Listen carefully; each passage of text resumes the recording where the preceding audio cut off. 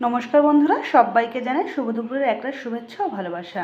আজকের লাঞ্চ মেনুতে রয়েছে গরম গরম ভাত, রয়েছে পাতিলেবু, কাঁচা লঙ্কা ও পেঁয়াজ, রয়েছে শুক্তো। জানো তো বন্ধুরা, আমাদের বাড়িতে সবাই এটা খেতে ভীষণ পছন্দ করে, আর আমিও ভীষণ ভালোবাসি। আর রয়েছে ভেজ ডাল, এর মধ্যে আমি ফুলকপি, গাজর, বিনস, কাজু বাদাম, কিশমিশ সব কিছু দিয়ে বানিয়েছি। এটাও কিন্তু খেতে জাস্ট দারুণ লাগে। আর আমি ওই ভেজ ডাল দিয়ে খাওয়ার জন্য বানিয়ে ফেলেছি লম্বা লম্বা বেগুন ভাজা, জাস্ট অসাধারণ লাগে।